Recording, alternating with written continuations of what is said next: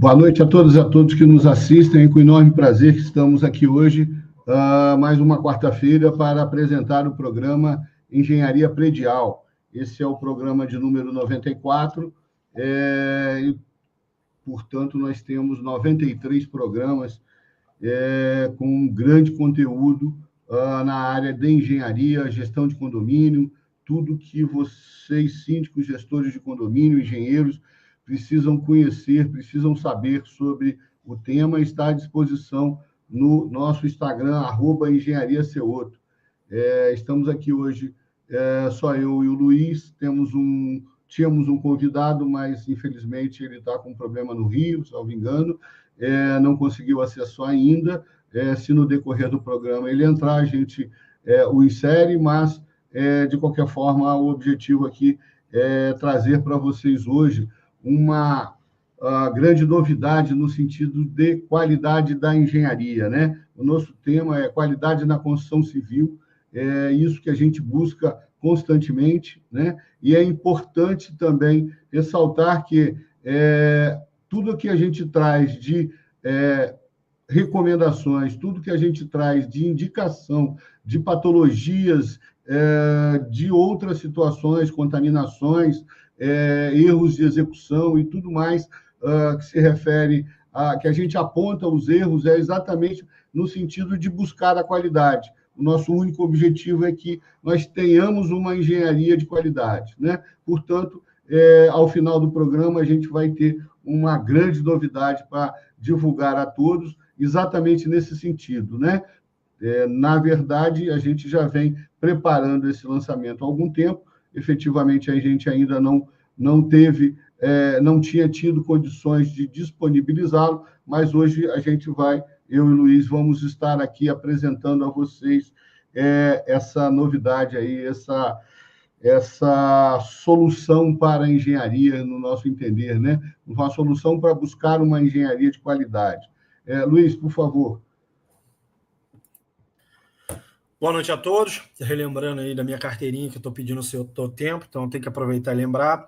Eu sou o engenheiro Luiz Araújo, sou engenheiro de produção, engenheiro civil, tenho mestrado em sistemas de engenharia, atuo em duas empresas distintas, né? Uma que faz toda a parte de estrutura, que é o Grupo Encopeto, onde eu sou hoje o coordenador de projetos, e por isso a gente acaba lidando, principalmente nos condomínios, com as inspeções especializadas, e a gente pode trazer os cases que a gente tem analisado e descoberto os problemas e está trazendo para vocês, né? E também, em alguns casos, soluções, né? E também a Vistopred, que é um aplicativo de manutenção predial, aonde a gente vai buscar justamente essas soluções mais tecnológicas, né? Trazer facilidade para o dia a dia da engenharia, trazer produtividade e, com isso, principalmente, trazer qualidade, que é o nosso grande objetivo. Tá certo? Exatamente. Para que a gente possa chegar ao raciocínio final, é importante dois pontos de esclarecimento que vieram surgindo mais recentemente, nas últimas 2-3 semanas, uma polêmica maior, inclusive com um post que nós divulgamos aí sobre a questão da contaminação e outros que vêm acontecendo, e é importante que a gente faça algumas ressalvas, alguns esclarecimentos para que, ao final, todos entendam o raciocínio de que não existe aqui só o interesse da crítica, ou, como o Luiz até comentou comigo, pessoas que estão dizendo que a gente está se aproveitando do momento, não tem nada disso, né? Nós estamos há 7 anos, no caso da contaminação específica, eu estou há 7, o Luiz está uns 5, 6 anos também nessa mesma guerra, e literalmente o Luiz conhece bem, talvez seja o que mais conheça aí a fundo, sobre o drama e a dificuldade que a gente tem enfrentado nesses anos, né? Bom, a questão do FGD, né, que está gerando tanta polêmica do nosso vídeo. O primeiro ponto que eu gostaria de paciência de vocês entenderem é que nada disso surgiu na última semana, tá? E aí eu relatar para vocês uma historinha breve e rápida. Eu já repeti aqui algumas vezes, mas as pessoas não têm a paciência de ir lá buscar no nosso Instagram todo esse material que está lá completamente divulgado. Nos nossos programas a gente já repetiu isso insistentemente, né? Mas é mais fácil criticar, jogar pedra, do que efetivamente tomar o cuidado de avaliar antes de falar, né? Bom, FGD é a sigla que a ArcelorMittal ela determina um subproduto de aciaria. Ela significa, em inglês, full gas dissolvent. Essa última palavra aí, eu estou tentando resumir, mas é uma palavra mais ou menos dessa forma, que é um produto, um subproduto que é gerado pela aciaria decorrente da filtragem dos gases das chaminés que vocês todos veem daqui lá na CST. Então, o material que sai dali, que filtra os gases, até 2011, ele era acumulado no pátio da empresa, a empresa pagava uma outra empresa para descartar esse produto de forma ecologicamente correta, vamos colocar dessa forma. Lá atrás, então, em 2011, alguém teve a infeliz ideia de oferecer esse produto à Concrevit, e ressaltando, todos os nomes que eu estou falando aqui estão lá nos procedimentos da ArcelorMittal, nos procedimentos do Ministério Público, ações ajuizadas entre as partes, que nós não temos nada a ver. O procedimento fui eu que abri no Ministério Público, mas as ações briga entre as partes, e nenhuma delas está sob sigilo. Portanto, não tem nenhuma dificuldade de repetir esses nomes aqui, tá bom? Então, a Concrevit recebeu esse material como oferta para incorporar o concreto lá em 2011. Segundo consta, fizeram alguns rápidos ensaios na UFES, só que lá atrás ou não estava ou não perceberam e nem detectaram uma grande contaminação de íon de cloreto nesse produto. Esse produto começou a ser incorporado ao concreto em 2012. Objetivo inicial, conforme declaração da própria Concrevit, da ArcelorMittal, era reduzir a quantidade de aditivo plastificante. Isto é o aditivo que torna o concreto mais plástico, mais fácil de ser bombeado, né? Luiz, a qualquer momento, se quiser, pode me corrigir, especialista em concreto é você. Eu estou só repetindo aquilo que eu já cansei de ouvir. Bom, no decorrer do uso, começaram a observar que esse FGD incorporado ao concreto dava um ganho de resistência, né? E aí não se preocuparam em, de novo, analisar o produto. Quem estava comprando sequer também teve esse cuidado. Começou-se a aumentar o volume de FGD e reduzir cimento, né? Óbvio, esse produto é importante ressaltar, ele custa, a ArcelorMittal vendia por $1 a tonelada, né? Em comparação ao preço do cimento, é uma coisa ridícula, né? Por óbvio, todo mundo preferia fazer concreto, se pudesse fazer só com FGD e tirar o cimento, né? Bom, isso foi se avolumando, os problemas foram ocorrendo, ninguém tomando consciência e nem ciência disso. 2018, eu fui contratado para elaborar um laudo de inspeção predial num prédio, identifiquei fissuras e trincas das mais variadas, começamos a fazer a análise desse... na verdade, a própria incorporadora já havia detectado alguns problemas, já havia acionado a Concrevit, que, por sua vez, tinha contratado o Paulo Helene, da PhD Engenharia. Todo mundo que está na área de engenharia já ouviu falar de Paulo Helene, um especialista em concreto, não é concreto armado, que é uma situação bastante diferente, e o Paulo Helene estava estudando para a Concrevit, né, contratado pela Concrevit, esse empreendimento, tentando buscar a solução. A gente começou a acompanhar esses estudos, essas dados. No decorrer desse acompanhamento, eu comecei a ficar muito assustado com os danos causados. Eu cheguei a ver pilar de 1,5 m por 25 de largura, 18 ferros de 1 polegada, e quando você abria, o aço completamente corroído ali dentro. O fato esse é que, no final de 2018, eu comecei a desconfiar. Bom, em função disso também, conversa que eu vi do calculista desse prédio, de que, na época que a edificação estava sendo construída, existia no mercado aço chinês, né? Que eu, sinceramente, desconheço quem usou, mas a simples fato do comentário me levou, e, obviamente, tudo que eu vinha... o que vinha ocorrendo na edificação, me levaram a suspeitar de que o problema fosse o aço e não o concreto.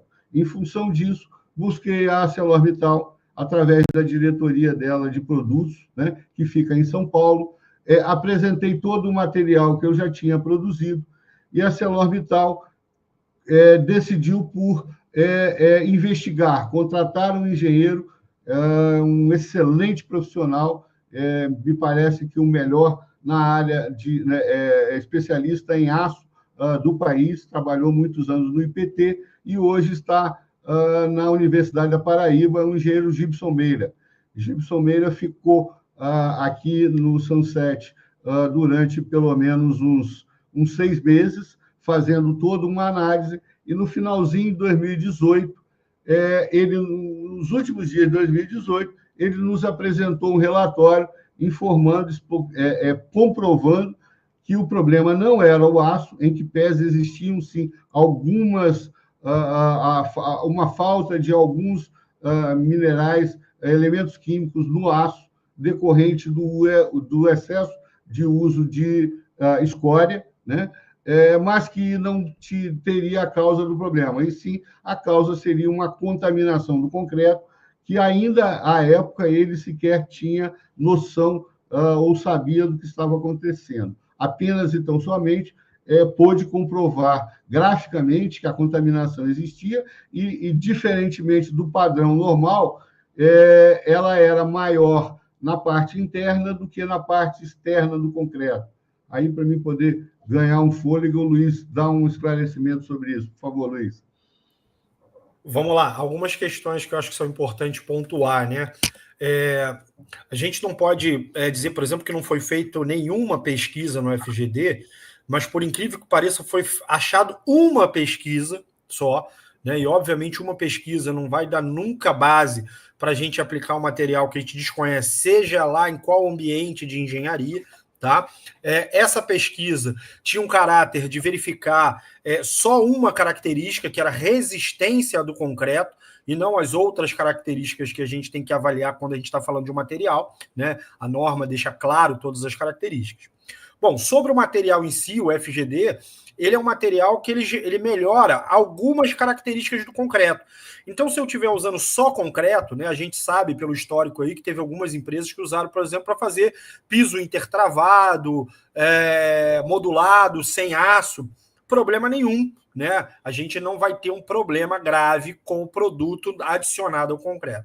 O grande problema foi que, como as pesquisas não foram suficientes e não foram validadas, a gente acabou verificando que este produto contamina o concreto com o cloreto, né? O que a gente fala aqui, os íons cloretos.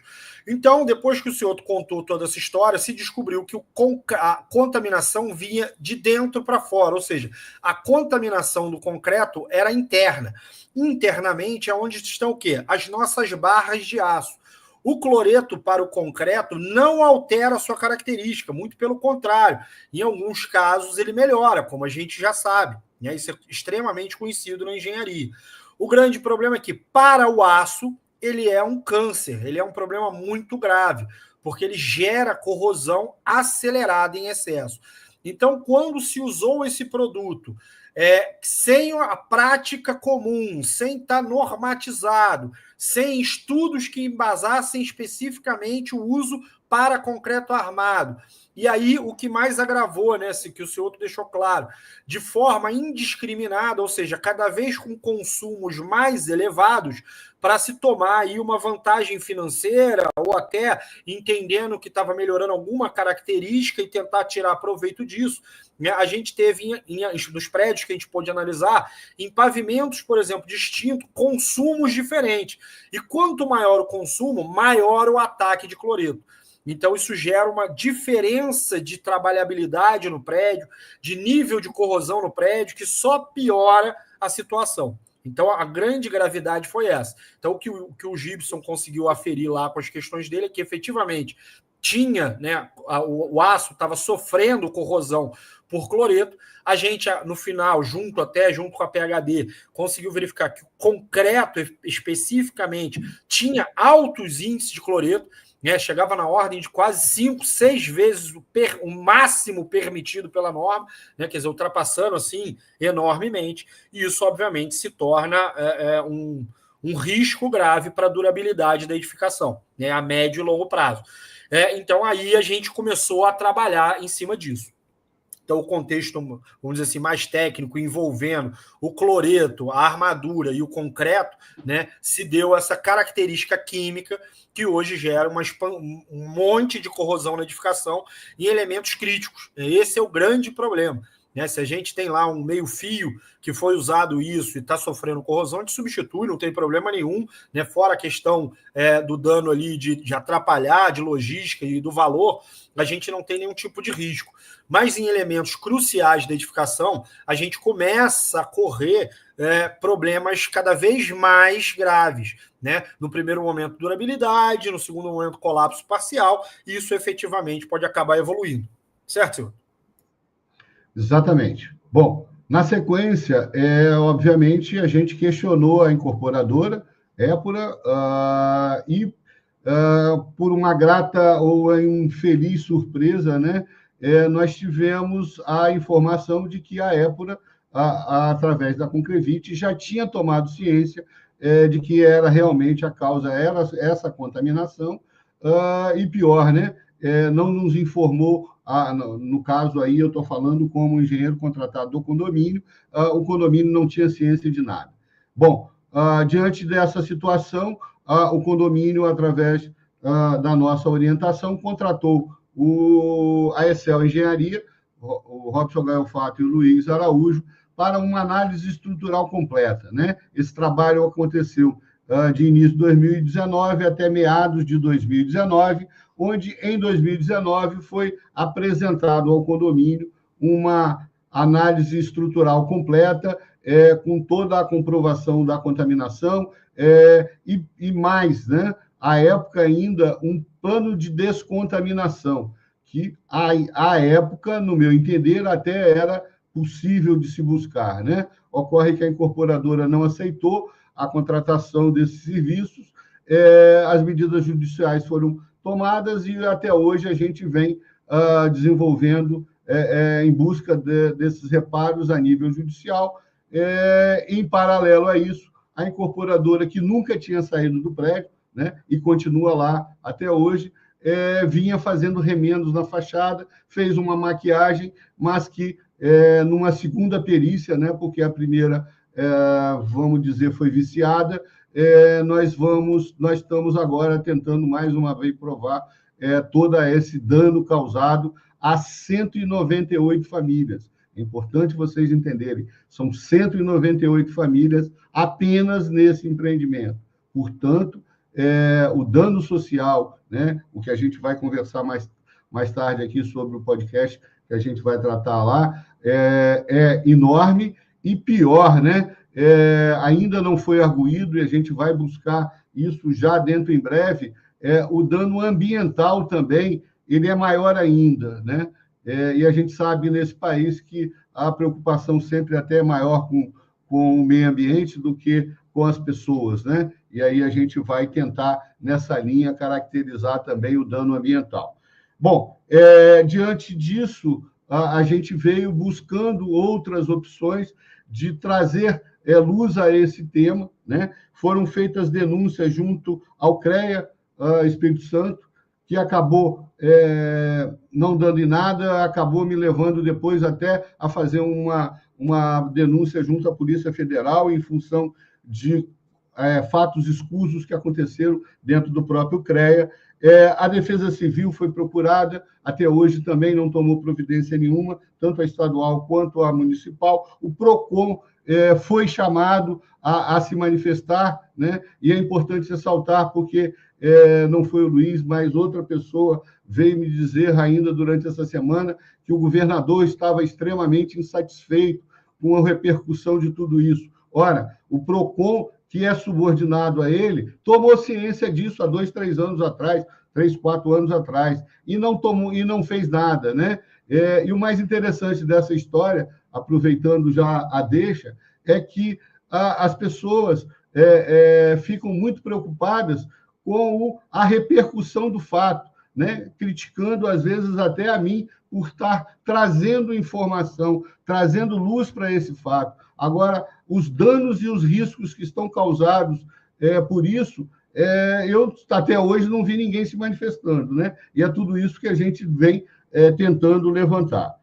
Bom, em função disso, como já comentei, nós fizemos um procedimento junto ao Ministério Público, já pela segunda vez tentam arquivar esse processo que está em andamento, que já teve informações bastante relevantes. A principal delas é que a gente conseguiu, através do Ministério Público, que a ArcelorMittal fornecesse a relação de todas as concreteiras, as 7 concreteiras que adquiriram o FGD, e pasmem, trata-se de 34 mil toneladas de FGD, produto que poderia ser usado a conta-gota, foi vendido em toneladas e adicionado em toneladas. Por isso, a gente já fez uma estimativa de que existem, sim, centenas de edificações com a estrutura contaminada. E é fundamental que a gente saiba quais são, né? Na sequência, nós pedimos que essas edificações fossem identificadas, fossem apontadas, porque toda concreteira tem lá a obrigação de manter arquivado o traço de concreto que usou em cada uma dessas edificações, inclusive no próprio Sunset, nós temos detalhadamente, não é isso, Luiz? Traço a traço de concreto, o quanto foi usado proporcionalmente, né? Talvez seja interessante explicar também isso, Luiz. Vamos lá, todo traço de concreto ele se baseia num consumo mínimo de cimento, né? E esse consumo mínimo ele está lá normatizado, e o FGD ele foi adicionado sobre esse peso do cimento.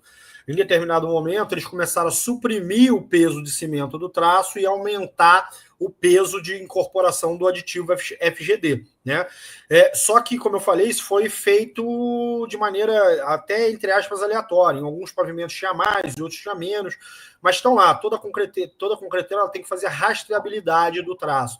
E a empreiteira, o executor, tem que fazer um mapa de concretagem. Então, a gente conseguiu diagnosticar quais os pavimentos tiveram redução do consumo de cimento, ou seja, ele já perdeu qualidade quando ele teve essa redução de cimento, e aumento do FGD. E aí isso se tornou um problema mais crítico ainda. Quer dizer, só a adição do FGD já é um problema crítico. Quando a gente reduz o consumo de cimento, isso fica mais crítico ainda, Tá? Então foi isso que aconteceu. Mas como o senhor lembrou, né, a rastreabilidade da concreteira está lá, é obrigatório ter, elas têm, e a executora ela também é obrigada a fazer o que a gente chama de mapa de concretagem. E com esse mapa e a rastreabilidade a gente conseguiu identificar, e fatalmente, né, quando você descobria lá, sei lá, que o 14º andar foi aonde teve o maior índice de adição de FGD e o menor consumo de cimento, você vai lá, é o pavimento que mais tem problemas de corrosão. Então, se caracterizou isso bem. Esse estudo, basicamente, né, para deixar claro, esse específico que eu estou falando desse prédio que o senhor está mencionando, não foi feito nem pela Excel Engenharia. Né? Isso veio do estudo da própria PHD, que era a empresa que nem era contratada pelo condomínio, a gente só verificou, validou os dados e confirmou essas contaminações por ensaio. Exatamente. Por isso, a nossa certeza de que, em si, querendo, é possível identificar todas as centenas de estruturas que estão contaminadas. É importante também, nesse ponto, ressaltar que, diante das ações que existem em curso, a gente já conhece pelo menos 16 empreendimentos, inclusive uma casa aqui em Alphaville, a qual a Concrevit comprou, fechou e está lá sem uso, sem destinação, exatamente porque a estrutura está toda contaminada. Né? Então, 16 outros prédios, nós temos o nome, número, localização e tudo mais. De 2 especificamente, onde a gente trabalhou e fez uma análise mais detalhada, nós temos informações completas. Nos demais 14 empreendimentos, não temos tantas informações, mas o nome e a comprovação da contaminação está lá muito clara, correto? Bom, na sequência, é importante também ressaltar que, trazendo já para os dias recentes, semana retrasada, houve na Assembleia Legislativa um evento, comemoração do Dia do Advogado Condominial, onde nós conseguimos que um deputado buscasse apresentar, autorizasse que a gente fizesse a apresentação de toda essa problemática. Né? Na verdade, não é a primeira, já é a terceira vez que a gente busca a Assembleia, mas que efetivamente ainda não tinha tido uma repercussão tão grande. Também é importante ressaltar que, paralelo a isso, a gente está buscando um deputado federal que está se comprometendo a tomar algumas providências, e se ele concordar, eu vou estar em reunião sexta-feira com ele em São Paulo. Eu tenho certeza que isso vai realmente ter uma repercussão, aí sim, bastante importante a nível nacional e muito provavelmente internacional. Nós temos um senador da República também que está avaliando a possibilidade. E, por último, recentemente, ontem, mais precisamente, por uma outra situação bastante atípica, que não tinha nada a ver com a história, o próprio Pablo Marçal também se propôs, talvez, a levar, a trazer essas informações a nível nacional, para que todos tenham efetivamente o conhecimento, para que as coisas aconteçam. Tá?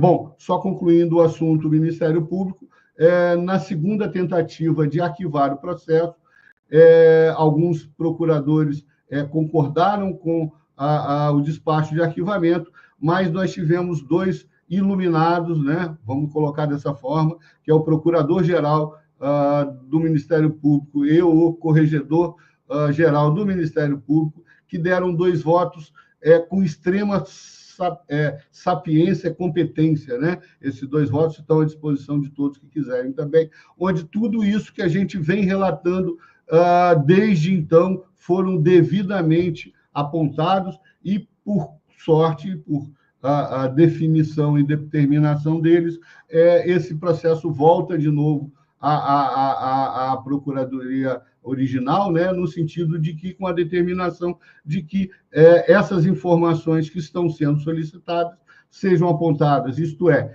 que todos aqueles condomínios, proprietários, síndicos, e que responsáveis por uma edificação onde houve a contaminação, ela tenha ciência disso, né? Por que isso e qual a importância? Porque as trincas e fissuras geradas por uma contaminação, algumas das vezes, analisadas por profissionais sem competência ou profissionais que desconhecem, pode se passar por outras situações que não efetivamente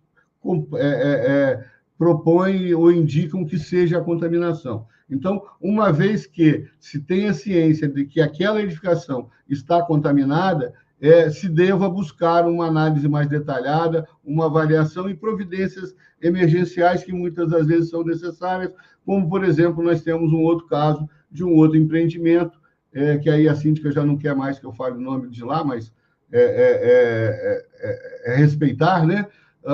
Onde nós temos situações de que a estrutura, parte da estrutura, por exemplo, as varandas, estão trabalhando a tensão, isto é, o aço é que suporta os esforços. E, inevitavelmente, essas varandas vão colapsar, né? Inclusive por laudos emitidos pela própria CEL durante a análise estrutural que fez, houve uma recomendação de interdição, de não uso dessas varandas para se proteger vidas, né? E ressaltando de novo aqui, é bom que a gente toque nesse assunto. Tudo que a gente quer aqui é evitar que haja o colapso, evitar que hajam mortes, salvar vidas, né? Não ficar fazendo igual não vou me alongar nesse tema, mas eu participei da terceira usina da Samarco, e lá, muito tempo antes de ocorrer aquela tragédia, a gente já ouvia falar que aquelas barragens tinham problema. Então, não se buscou solução porque não quis, né? E agora, a consequência disso são a quantidade de mortos que tem aí, todos sabem perfeitamente. Então, o que eu não quero é dormir com esse problema na minha cabeça de que eu não tomei as providências que deviam ser tomadas. Nós estamos buscando informar a sociedade que existem riscos e riscos sérios. Se a sociedade preferir fechar o olho, não ouvir os nossos apelos, né? Como diz o Luiz constantemente aqui, não ouvir... Como é que é, Luiz? Quem não escuta, cuidado, escuta, coitado. Mais ou menos isso. Não prestar atenção nos cuidados que a gente está recomendando, é inevitável que vão haver mortes, né? Bom, independente disso, quem causar e que espero que pague. Mas, infelizmente, acaba que sou eu que sou culpado porque estou trazendo essa informação. Mas eu não contaminei concreto nenhum, não vendi imóvel em condições comprometedoras, né? Porque, em resumo, para aqueles que não estão entendendo o todo, você ter adquirido um produto que não corresponde àquilo que a norma determina. É ter comprado um produto contaminado, ter comprado um produto cuja estrutura está podre, está doente, né? O termo doença, na inspeção predial, o termo doença ele é mais efetivo, né? É uma estrutura que está com câncer, e que, se você conseguir salvar, vai inevitavelmente demandar um custo de manutenção muito superior. Correto, Luiz? Correto. Eu talvez só viria aqui concordar com você e aumentar um pouquinho, né? A gente está falando aqui do FGD, né? Parece que é um tema novo, né? A contaminação do cloreto, né? Poxa, será que não tinha acontecido isso ainda e agora aconteceu? Né? Mas basta a gente ler um pouquinho, quem estuda engenharia, e sabe lá que na década dos anos 80, no Rio de Janeiro, houve uma contaminação similar. Era um aditivo acelerador de pega, né, de alumínio, né, com base de alumínio, que dava velocidade na pega do concreto. Então, você tirava escoramento com 7 dias, era uma velocidade muito grande. Ao passar do tempo, se descobriu que esse aditivo também fazia essa contaminação do concreto. Bom, o que a norma fez? Hoje é proibido usar aditivos desse tipo, né? Obviamente, a norma ela é atualizada e, por conta disso, acontece. Talvez a próxima versão, ou a próxima versão da norma, também venha proibindo, pelo amor de Deus, não usar nenhum tipo de aditivo de base dessa do FGD. Afinal de contas, né, este produto é um produto muito específico e que foi usado, e agora a gente está estudando sobre ele. Tá? E aí a palavra estudo embasa muito o que a gente está falando. Né? Os dados que a gente vem buscando, todas essas questões que estão envolvidas aí para buscar, não diretamente os responsáveis, que isso vai acontecer fatalmente, mas é saber os dados, por quê? Como, por exemplo, no caso que o senhor falou aqui, a gente participou da análise da edificação. Os pavimentos mais baixos têm contaminação muito poucas e até nem tem contaminação. Então, obviamente, o tratamento é feito de maneira diferente. Nos pavimentos mais altos, como eu citei lá, o 14º andar, por exemplo, que a contaminação é muito alta, ali eu preciso ter um tratamento diferente, tá? Então, obviamente, eu preciso saber se o condomínio A recebeu o aditivo e qual quantidade, o B e assim sucessivamente. Então, essa busca para essas informações é para justamente balizar as próximas atitudes. Talvez aqui o senhor acertadamente está falando que tem centenas de condomínios contaminados. Agora, será que foi contaminado gravemente como esses? Ou muito mais grave ainda que esses? E os tratamentos que estão sendo feitos estão sendo tratamentos paliativos e que já vai chegar efetivamente num estado que a gente não consegue mais salvar a edificação, né? Então, esse é o grande diferencial, né? E aproveitando o gancho, é aqui que a manutenção faz toda a diferença. Lembrando bastante que a manutenção passa por uma inspeção cuidadosa, né? E essa inspeção cuidadosa, como diz o seu outro, muito bem lembrado, tem que ser feito por um profissional que está capacitado. Mas quem é um profissional capacitado? É aquele que, por exemplo, não está alienado a um tema como esse, que está sabendo desse tema, está sabendo dessa possibilidade, né? Eu mesmo, talvez há 2 anos atrás, não iria propor fazer ensaios de cloreto em edifícios que não tivesse ali nas primeiras quadras do mar, porque a gente espera naturalmente que o cloreto venha de fora para dentro. Esse é o padrão, é lá que a norma restringe tudo, tá certo? Mas nesse caso é o contrário. Então, como o senhor outro mencionou, tem uma casa aí na Serra que está longe do ambiente marinho e que não fazia sentido, num primeiro momento, a gente fazer esse tipo de ensaio. Mas a partir do momento que eu tenho conhecimento, eu consigo fazer, avaliar e aí sim propor algum diagnóstico que vai levar a um tratamento eficaz, ou até um tratamento que seja aquele paliativo, mas um paliativo que vai aumentar a durabilidade, não só esconder o problema, e ele vai surgir cada vez mais grave. Certo, senhor? Isso. Nesse ponto, Luiz, seria importante também ressaltar que há poucas semanas fizemos aqui um programa sobre produtos que podem vir a nos facilitar esse tratamento, essa descontaminação, né? Efetivamente, a gente ainda não conseguiu condições técnicas de iniciar estudos, mas só ressaltando, nós estamos aqui apontando onde houve o erro, informando os danos e as consequências, mas também estamos, por outro lado, buscando soluções técnicas compatíveis, né?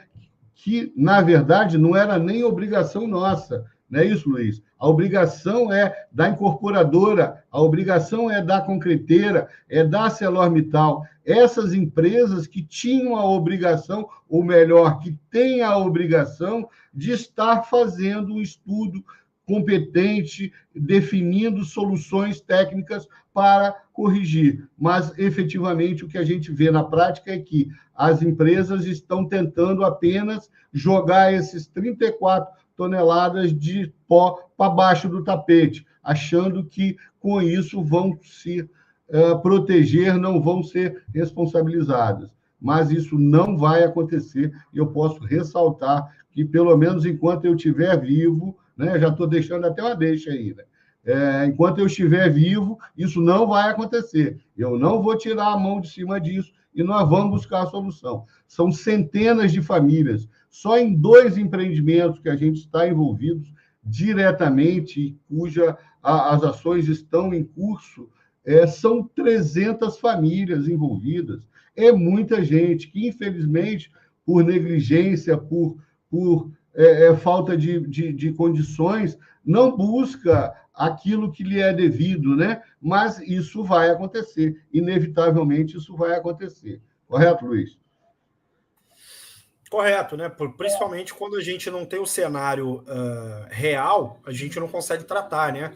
Esse problema de engenharia é um problema grave, que demanda efetivamente estudos até longos, a gente não vai conseguir resolver isso no curto prazo, isso é uma utopia, né? Porque é um material novo, é um uso que foi feito sem os devidos ensaios, então, efetivamente, a gente tem um problema de engenharia que não tem cura. Não existe hoje uma técnica de engenharia que possa resolver isso. O que a gente tem sabendo o desenrolar químico das coisas, a gente também, quimicamente, consegue prolongar a vida útil da estrutura. A grosso modo, talvez a gente está falando aqui que um edifício X vai começar a ter colapso parcial daqui a 6 meses. E a gente fazendo uma intervenção comum, né, para não dizer errada, que está sendo feita hoje, isso vai prorrogar por mais 3. Então, a gente vai lá e vai para 9 meses de uma suposta resolução. Depois ele vai surgir mais grave.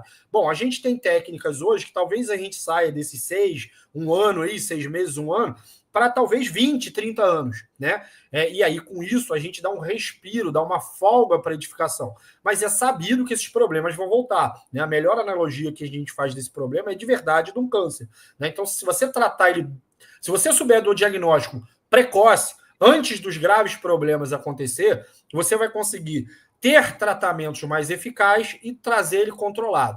Se você não souber qual câncer você está tratando e tratar de forma aleatória, ele vai entrar num período de remissão, mas quando voltar, vai voltar muito forte, e aí, efetivamente, o paciente já pode não ter mais sobrevida para aguentar o próximo tratamento.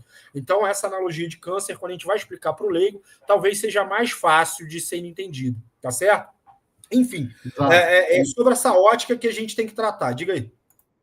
Não, a questão também fundamental que você repetiu aí várias vezes e precisa ser ressaltada, tempo, né? Nós não temos tempo, infelizmente, a justiça não nos dá o tempo necessário. Portanto, seria imprescindível, fundamental, que as pessoas que causaram esses danos botassem a mão na consciência e buscassem nos ajudar nessas soluções, né? Não ficassem simplesmente tentando botar o pé na frente ou tentando botar um cobertor na frente para evitar que isso venha a acontecer, né? Mas, de novo, a minha expectativa é que só no momento em que houver uma tragédia, que na verdade não é tragédia, né? Tragédia quando você sabe que vai acontecer, é falta de competência de quem não tomou as providências no devido momento, correto? Bom, eu acho que se a gente se arrastar mais, a gente fala aqui por pelo menos uns 20 dias sobre esse assunto do FGD, né? O que a gente queria era, brevemente, demonstrar aqueles... o Luiz pediu para mim não xingar, né? Aqueles desavisados de que ninguém está aqui querendo aparecer, ninguém está aqui tentando buscar aquilo que não sabe, muito pelo contrário, né? Nós estamos há 7 anos trabalhando arduamente, sofrendo, sendo espizinhados, pisados e acusados de coisas que até Deus duvida, e, na verdade, o que a gente quer buscar é solução, né? Bom, então, o segundo assunto que é importante também trazer à luz, aí não é só Espírito Santo, né? Lembrando que na questão do FGD, a princípio nós estamos falando do Espírito Santo, mais precisamente na Grande Vitória, né? O segundo ponto que a gente tem que alertar é a questão da norma de desempenho, NBR 15575. Essa norma determina claramente, né? E aí eu acho que as pessoas, quando leem a norma, têm alguma dificuldade de entender aquilo que a norma fala.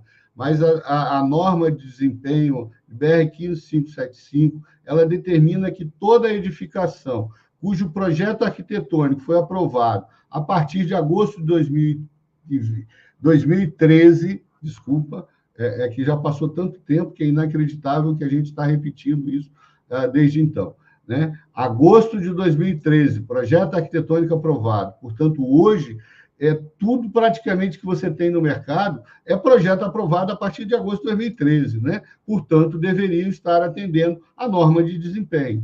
Ocorre que a verdade dos fatos, e a gente que está na inspeção predial e na rua, né, nas obras todos os dias, a gente vê que isso não está acontecendo, né? Então, não estão atendendo às normas, portanto, se criando um passivo enorme.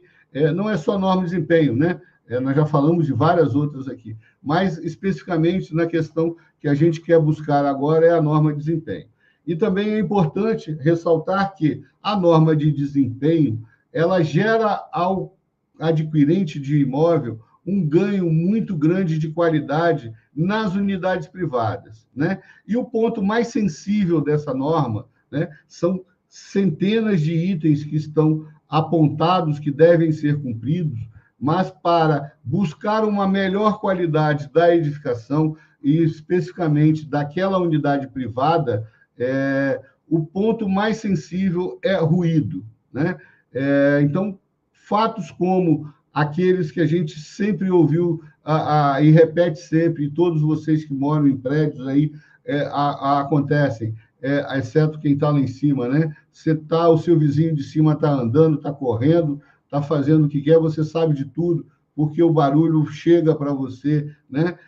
Imóveis, edificações localizadas em pontos onde há um pouco mais de movimento, não adianta fechado, botar cortina, isolamento acústico, você ouve tudo que está acontecendo lá na rua, né? Então, para efeito de norma, anteriormente as normas não definiam parâmetros muito claros, mas a norma de desempenho, ela define parâmetros extremamente claros com relação à questão especificamente de ruídos, né?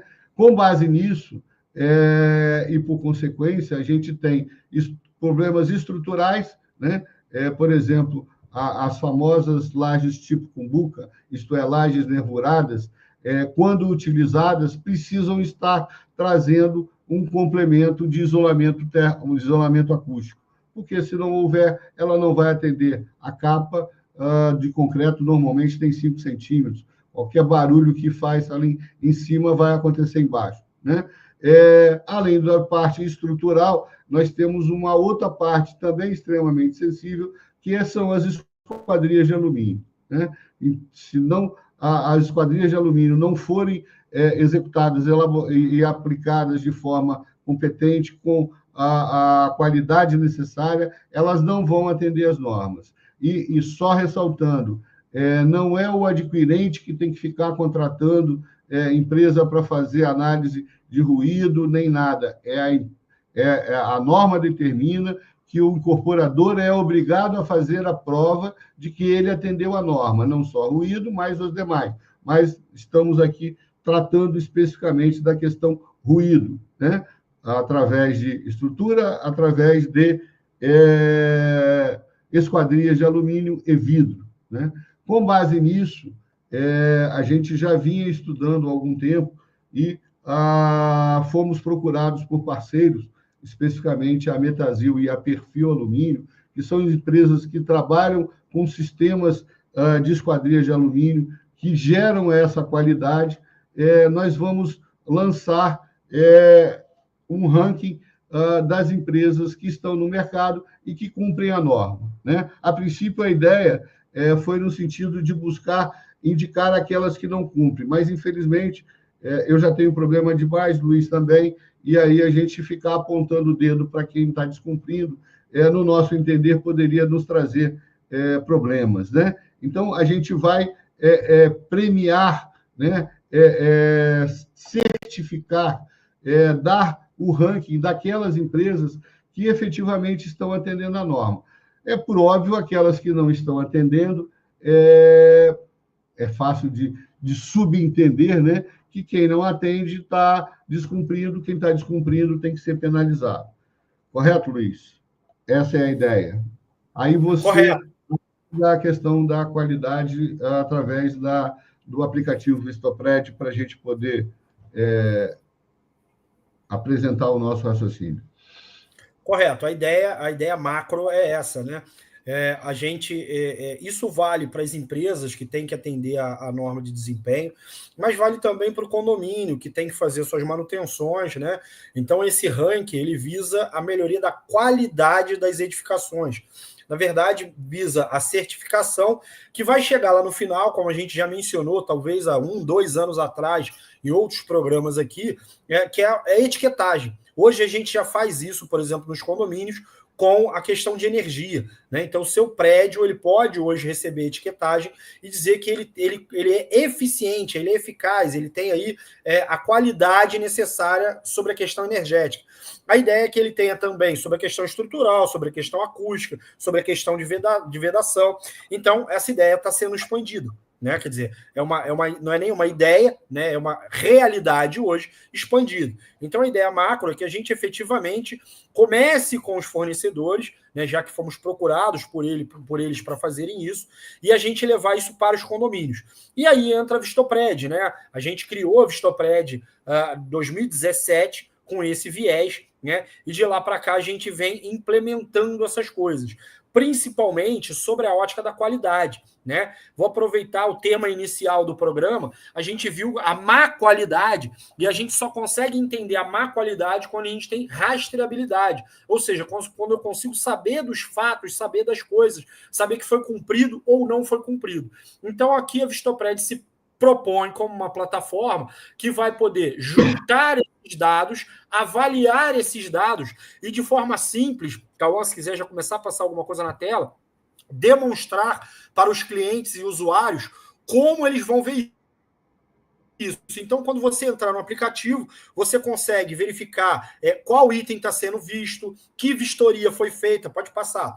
E dessa maneira, o aplicativo vai te dar bases para você saber quais programações tem, ranking, né? Verificar a empresa que está atendendo ou não atendendo. Então, quando você for lá e ver a marca da sua esquadrilha, você consegue ver lá e verificar, opa, essa empresa aqui ela atende e ainda está atendendo os padrões normativos. Opa, por que essa empresa tal aqui saiu do meu ranking, não está mais aparecendo no ranking? Será que simplesmente ela sumiu do mercado ou ela deixou de atender um pré-requisito? Né? Aí você consegue, por exemplo, começar a ter gráficos de desempenho ou das empresas, ou da manutenção, ou da inspeção, mostrando a qualidade ou falta de qualidade, né? Mostrando como são feitas essas coisas, porque não existe material eterno. Segura aí nesses ativos, tá, Cauã?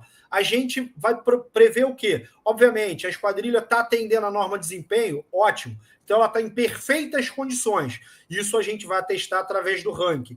Mas vai, obviamente, daqui a 5, 10, 15 anos, a esquadrilha vai apresentar defeito. Mas como pode uma esquadrilha que atendia todos os parâmetros normativos estar com problema? Isso, através dos ativos, ou seja, das faltas de manutenção, a falta de cuidado, a gente vai conseguir criar um ponto a ponto. Ou seja, foi fornecido com qualidade e se foi mantido com qualidade, a gente consegue ter a qualidade total do edifício e aí sim gerar as nossas etiquetagens. Pode passar, tá? Então a ideia é que a gente quis passar bem rápido, né? O Arthur ia passar basicamente essa parte, mostrando toda a questão visual que o aplicativo está chegando na sua nova versão, a versão, vamos dizer aqui 2025, onde a gente pode fazer isso. E a ideia é que você possa, dentro do aplicativo, requerer. Então você pode ir lá, tirar uma foto da esquadrilha, ou então a do projeto, ou de algum item que você entende que não está atendendo a norma, e verificar lá, através desse requerimento, aqui está um requerimento, por exemplo, para reforma, né, se a empresa que você está lá está ranqueada ou não está ranqueada. Isso vai ser dividido por zonas, né, por exemplo, estados ou municípios, né, para facilitar o uso também do usuário. Então, a gente tem uma plataforma que ela já é hoje bem conhecida pela questão de inspeção, ela é super eficiente, bem utilizada pela questão de manutenção, e a gente está expandindo agora para a questão de qualificação. A ideia básica é essa. Obrigado. Vamos lá, senhor. Bom, então, nos próximos programas, a gente vai aí trazer os parceiros, explicar melhor, detalhar melhor isso, trazer o Arthur para explicar melhor, mas o que a gente queria aqui era lançar essa nossa ideia, né? Ela não é nova, já tem algum tempo que a gente está buscando, houveram algumas aprimorações, o aplicativo sofreu algumas adequações e agora a gente está em condições de trazer esse material para vocês. Então, o objetivo do programa era esse, né? A gente fazer esse lançamento e, na sequência, a gente vai começar a trabalhar e explicar melhor para todos aquilo como onde buscar e tudo mais, tá bom? Gostaria, a partir de agora, de fazer algumas informações e alguns agradecimentos. Primeiro, sexta e sábado, dias 9 e 10 de maio, estaremos em São Paulo, no 7º CONASE, né? A expectativa é de 4.500 a 5.000 síndicos, é um evento grandioso, o maior evento na área condominial do país, né? A parceria com o Sérgio Craveiro, quer dizer, na verdade, Conase não é parceria, Conase é do Sérgio Craveiro, TV Síndico Online, que a gente tem a parceria com eles, e aí nós vamos estar lá, mais uma vez, fazendo palestra sobre manutenção predial, inspeção predial, levando a todos os presentes, né, conhecimento e explicações sobre todo esse material. Aproveitando a oportunidade, o evento vai disponibilizar um local para um podcast, né? Nós temos também um estudo de estar lançando aqui um podcast, ainda não houve condições técnicas para tal, mas está aí, obrigado, Cauã, esse podcast. E aí, esse podcast que vai acontecer lá no evento, no sábado, dia 10, às 16 horas, nós vamos estar conversando com o Dr. Wander Andrade, que é o que eu entendo de mais competente na área advocacia condominial, especialmente na questão criminal, né? Infelizmente, eu ainda não consegui estar com ele nos apoiando integralmente nessa parte do FGD, mas volta lá, Cauã, por favor, para todos entendam, o tema lá é exatamente isso, a responsabilidade criminal decorrente da contaminação do concreto, em especial aquelas relativas ao dano ao consumidor, isto é, o prejuízo, dano moral, prejuízo, desvalorização que o consumidor está tendo, né, nessa questão da contaminação, e a questão ambiental, que ela também já nos foi orientada e recomendada pelo Dr. Wander, que, de novo, é aquilo que tem mais gravidade aqui, ou pelo menos é considerado como mais grave para efeitos de população brasileira, né? E aí a gente vai conseguir buscar, se Deus quiser, colocar na cadeia um monte desses irresponsáveis que geraram toda essa contaminação, e pior, né? Errar, teoricamente, é até humano, né? Agora, tentar esconder, jogar debaixo do tapete 34.000 toneladas, e para se continuar não dando a devida atenção, o devido ressarcimento a centenas de milhares de pessoas e famílias, isso, para mim, é absurdamente inevitável, né? Eu tive em Milão, há uns anos atrás, e lembro perfeitamente que a notícia que passava no jornal o tempo todo era a ArcelorMittal tentando demitir 100 e poucos funcionários numa siderúrgica lá. Isso fez com que a Itália inteira se voltasse contra a empresa. Eu sei que poucos dias que eu fiquei lá, no final eles já tinham desistido, né? Então, você imagina, né? Comparando aí com o dano o roubo do INSS, esse prejuízo que está sendo causado a toda a sociedade capixaba são bilhões e bilhões de reais, não tenho a menor dúvida disso, tá? Para aquelas pessoas que não têm conhecimento, eu afirmo e provo isso, centenas de estruturas contaminadas, com a sua vida útil comprometida, o prejuízo é bilionário. Então, não adianta vir querer dizer que a gente está aqui tentando fazer sensacionalismo, porque não é esse o meu objetivo e nunca foi. O que a gente está tentando é salvar vidas, e salvar vidas nessa linha e nessa busca, né? Também, a pedido do Major Ronaldo, a quem não conhece, é só buscar aqui, nós já fizemos programa com ele, é o Major do Corpo de Bombeiros de São Paulo, que está responsável por toda essa parte de análise da legislação dos carregadores de veículos elétricos que vão ser implementadas dentro em breve, né? Então, ele me pediu para dizer e informar a todos, para o Brasil inteiro, que no dia 6 de junho, salvo engano, é isso, não é isso, Cauã? 6 de junho está aí, vai acontecer um workshop internacional sobre segurança em edificações, né, relativas a essa questão dos carregadores de veículos elétricos. Vão estar presentes a grande maioria das empresas automobilísticas, através dos seus dos seus técnicos, dos seus representantes. Deixa eu me pegar aqui só um minuto, Ronaldo, só para poder detalhar para vocês aqui. BID, Laboratório de Baterias da BID China, Laboratório da Shell Alemanha, Laboratório da UL Estados Unidos. UL, traduz aí, Luiz, não sei. Laboratório do Corpo de Bombeiros de São Paulo, todos esses vão estar nesse evento. O Cauã vai botar à disposição para vocês aí o link. Quem quiser mais informações, é fundamental e importante que todos aqueles... Hoje, inclusive, tive com uma amiga que já me questionou sobre isso e que, efetivamente, está disseminando, né? Em tudo quanto é prédio, tem uma tomadazinha aqui, uma gambiarrazinha ali, e nego tentando carregar veículo elétrico de qualquer jeito, né?